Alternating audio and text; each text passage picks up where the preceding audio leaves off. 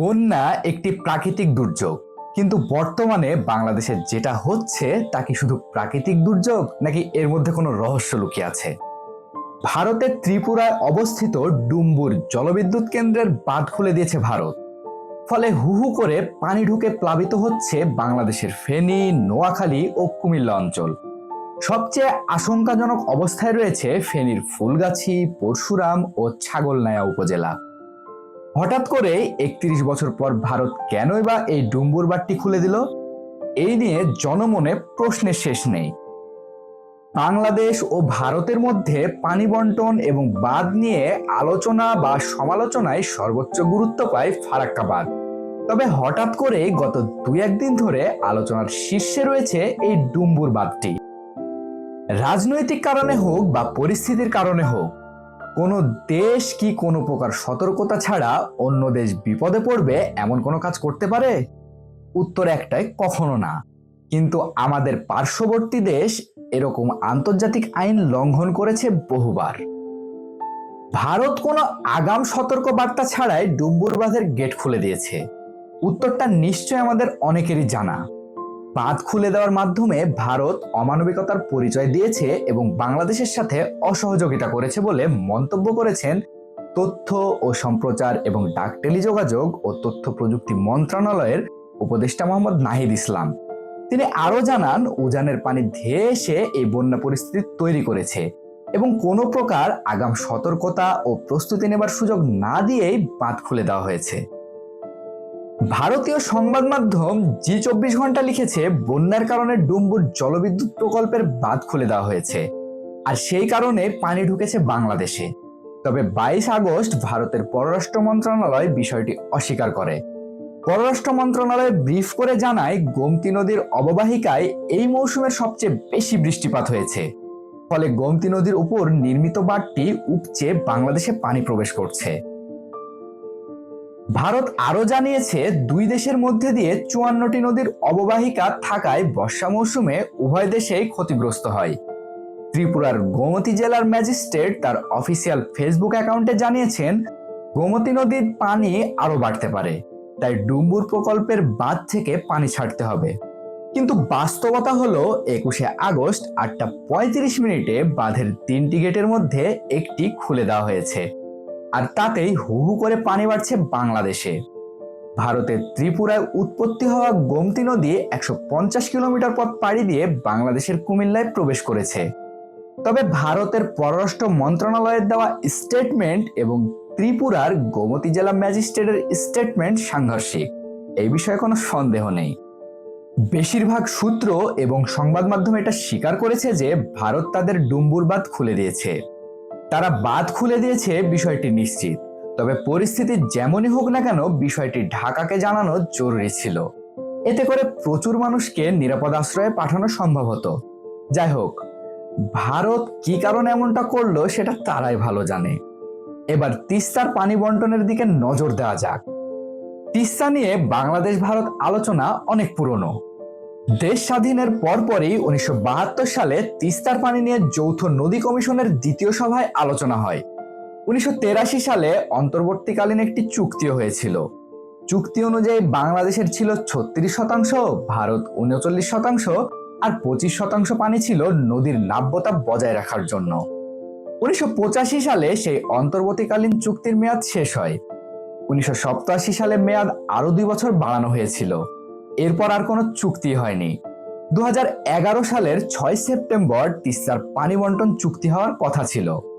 ভারতের প্রধানমন্ত্রী মনমোহন সিং এবং পশ্চিমবঙ্গের মুখ্যমন্ত্রী মমতা বন্দ্যোপাধ্যায় একই সঙ্গে বাংলাদেশে সফরে আসার কথা ছিল। হঠাৎ করে বাংলাদেশের সফরের আগ মুহূর্তে মমতা বন্দ্যোপাধ্যায় আর এলেন না। মনমোহন সিং সহজে বললেন, মমতা বন্দ্যোপাধ্যায়কে ছাড়া তিনি তিস্তার পানি বন্টন চুক্তি করবেন না। এরপর বর্তমান সরকারের সময়ও তিস্তা চুক্তি চূড়ান্ত হলেও স্বাক্ষরিত হয়নি। ১৯৯৭ সালে আন্তর্জাতিক পানি প্রবাহ কনভেনশনটি ২০১৪ সালের ১৭ আগস্ট থেকে আইনে পরিণত হয়েছে। সেখানে উজানের দেশ থেকে ভাটির দেশে প্রবাহিত নদীর পানি কিভাবে ব্যবহৃত হবে তার দিক নির্দেশনা দেওয়া আছে।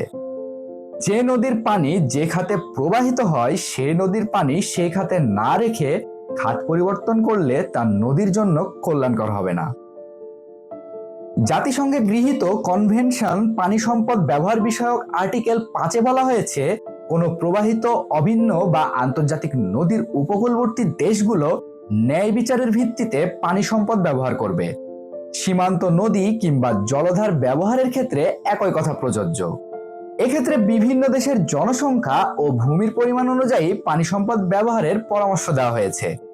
তাছাড়া আন্তর্জাতিক পানি সম্পদ আইনেও অভিন্ন নদী বা সীমান্তবর্তী জলধারার যৌথ ব্যবস্থাপনা, ন্যায্য পানি বন্টনের ওপর জোর দেওয়া হয়েছে।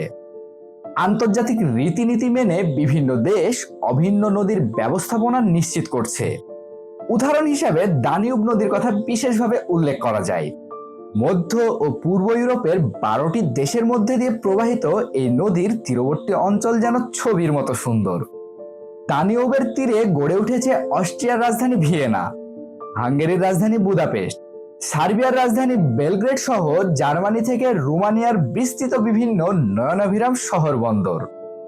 নর্থ সির তীর থেকে ব্ল্যাক সির তীর পর্যন্ত রয়েছে দানিউবের নাব্যতা ও জাহাজ চলাচলের সব সুযোগ সুবিধা। শুধু জাহাজ চলাচল ও সেচ ব্যবস্থারই সূত্র নয়, এ অঞ্চলে মিঠা পানির মাছ ও পানীয় জলের অন্যতম প্রধান উৎস হিসেবে ব্যবহার হচ্ছে দানিউব।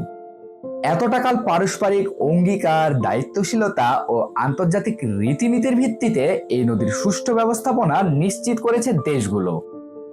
এটি আমাদের এই অঞ্চলের জন্য বিশেষভাবে শিক্ষণীয়। তবে পানি বন্টন এবং নদী নিয়ে ভারত বাংলাদেশের যে সকল চুক্তিগুলো এখন পর্যন্ত হয়েছে তা বরাবরই ভঙ্গ করে আসছে ভারত। আইন অনুযায়ী একটি দেশ কখনো বাদ ছেড়ে বা বাদ দিয়ে একটি দেশকে ডোবাতে বা ভাসাতে পারে না। তার আগে অবশ্যই সতর্কতা জারি করতে হবে।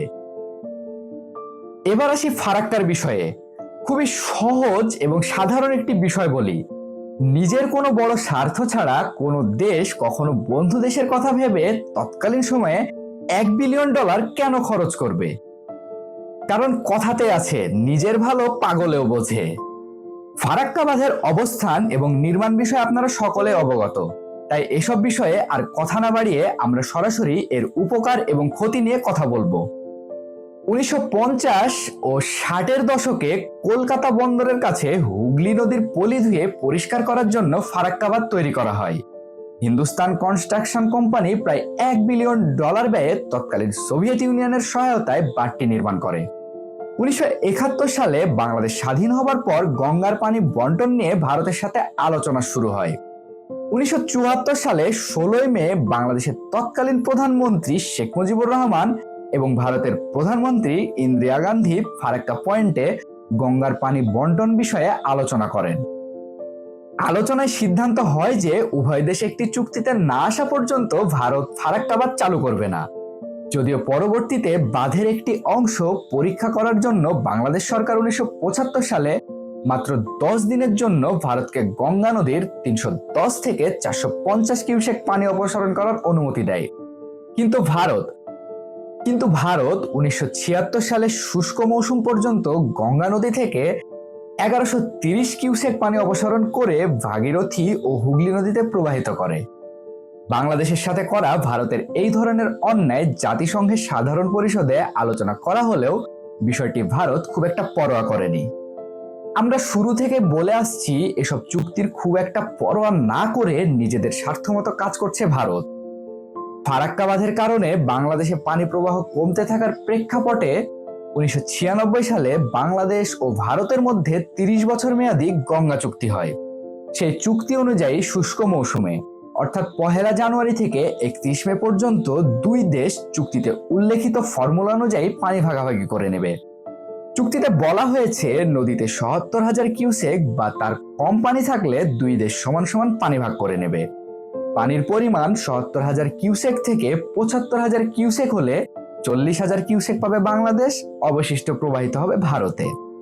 আবার নদীর পানির প্রবাহ যদি 75,000 কিউসেক বা তার বেশি হয় তাহলে 40,000 কিউসেক পানি পাবে ভারত, অবশিষ্ট পানি প্রবাহিত হবে বাংলাদেশে।